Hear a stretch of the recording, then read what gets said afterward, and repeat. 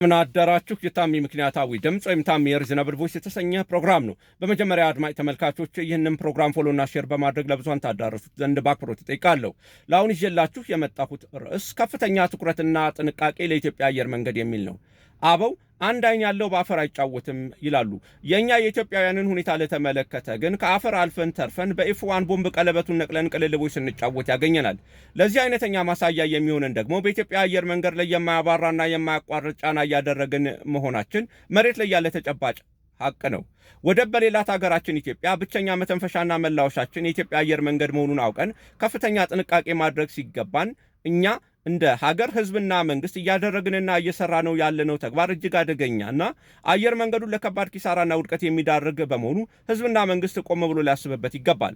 በመሰረቱም በመርህም በህግና በአሰራርም አንድ አየር መንገድ ዋነኛና ብቸኛ ስራው ጥራትና ደረጃውን የጠበቀ የአየር ትራንስፖርት አገልግሎት መስጠት ነው። ከዚህ አኳያ ምስጉኖቹና ጠንካሮቹ የኢትዮጵያ አየር መንገድ ሰራተኞች ዓለም በየዓመቱ በሽልማትና በምስጋና የሚያደንቀውና የሚያደምቀው የአየር ትራንስፖርት አገልግሎት ሲያቀርቡ ኖረዋል። ዛሬም በማቅረብ ላይ ይገኛሉ። ይህንን የአየር መንገዱን ጠንካራ ሰራተኝነት ምክንያቱንና ሞዴሉን ወስዶ ሌሎች ጠንካራ ኢትዮጵያዊ ተቋማትን ከመፍጠርና ያሉትን ከማሻሻልና ከማዘመን ይልቅ የማይሰሩና ደካሞችን አየር መንገዱ ላይ በማራገፍና በመጫን ከባድ ጫና እንዲፈጠርበት ተደርጓል። ለዚህ አይነተኛ ማሳያው እንደ አውሮፓውያኑ አቆጣጠር በ2017 የኢትዮጵያ ኤርፖርቶች ድርጅት ከኢትዮጵያ አየር መንገድ ጋር እንዲዋሃድ መደረጉ አንዱ ነው።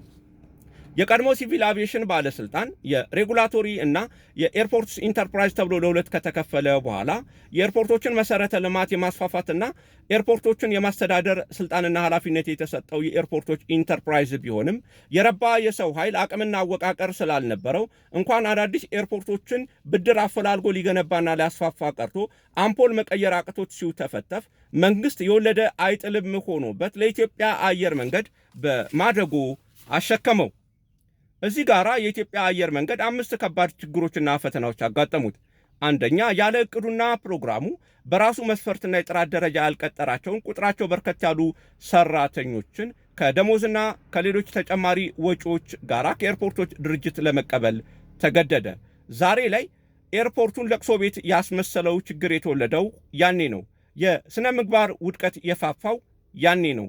እንደውም አንዳንዶች በወቅቱ የመንግስት ባለስልጣናት በአየር መንገዱ መስፈርትና የፊት በር ማስገባትና ማስቀጠር ያልቻሏቸውን ዘመዶቻቸውን በጓሮ በር በኩል ቀጠሩ ብሎ የሳቅና የስላቅ ምንጭም ነበር። ሁለተኛ፣ የኤርፖርቶች መሰረተ ልማቶችን የመገንባት ኃላፊነትን በቀጥታ ወደ አየር መንገዱ በመዛወሩ ለዚያ የሚያስፈልገውን ከባድ የብድር ጫና አየር መንገዱ ለመሸከም ተገደደ። ይህ በቢሾፍቱ የሚሰራውንና 12 ቢሊዮን ዶላር የሚፈጀውን የኤርፖርት ተርሚናል ብድርም ይጨምራል። ሶስተኛ፣ የአየር መንገድ ሥራ ሆቴልን ባይጨምርም በከተማችን የሚገኙ ሆቴሎች ከአየር መንገዱ የትራንዚት መንገደኞችን ለማሳረፍ ጨረታ አሸንፈው ቢወስዱም ሌላው ቀርቶ ንጽህናውን የጠበቀ መኝታ ቤት እንኳን ማቅረብ አቅቷቸው አየር መንገዱ ከደንበኞቹ በደረሰበት ወቀሳ ደንበኞቹን ላለማጣት ሲል የራሱን ሆቴል ለመገንባትና ለማስተዳደር ተገደደ።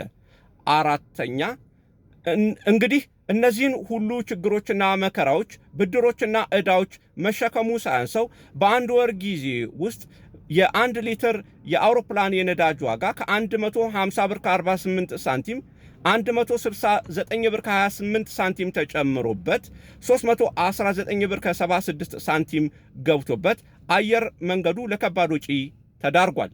አምስተኛ፣ በአየር ትራንስፖርት ተጠቃሚዎች ላይ የካርበን ጋዝ ልቀት እንዲከፍሉ እየተዘጋጀ ያለው ረቂቅ ሕግ በመንገደኞች ላይ ተጨማሪ ወጪ የሚጨምርና የአየር ትራንስፖርቱን ውድ በማድረግ የራሱን ጫና የሚያሳርፍና የአየር መንገዱን ገበያ የሚፈታተን ይሆናል።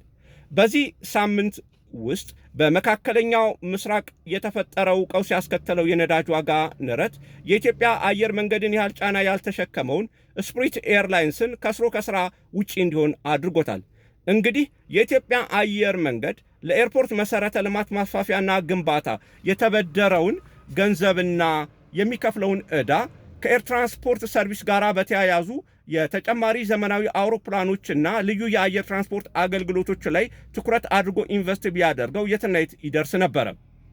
የኢትዮጵያ አየር መንገድን እጅግ ሰፊ ከባድና ውድ የሆነ የኤርፖርት መሰረተ ልማት ግንባታ ውስጥ በጫና አስገብተኸው ለከባድ ወጪና ዕዳ ዳርገኸው ያለ ዕቅዱ ተጨማሪ ሰራተኛ አሸክመኸው በችግርና አማራጭ በሆቴል አስተዳደርና ስራ ጠምደው ልዩ ማበረታቻና ድጋፍ ሊደረግለት ሲገባ በአንድ ጊዜ 169 ብር በሊትር ጭማሪ ማድረጉ የአየር መንገዱን ወደ ኪሳራ የሚገፋው በመሆኑ መንግስት በአስቸኳይ ሁኔታዎች ሊሻሻሉ በሚችሉበት ሁኔታ ላይ ጉዳዩ የሚመለከታቸው አካላትን ያካተተ ቡድን አዋቅሮ ከኢትዮጵያ አየር መንገድ ጋር ፈጣን ውይይትና አማራጭ የመፍትሄ መንገዶችን ሊያፈላልግ ይገባል።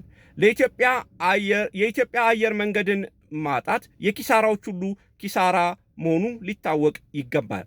ከፍተኛ ትኩረትና ጥንቃቄ ለኢትዮጵያ አየር መንገድ። ለአሁን አበቃው። አመሰግናለሁ።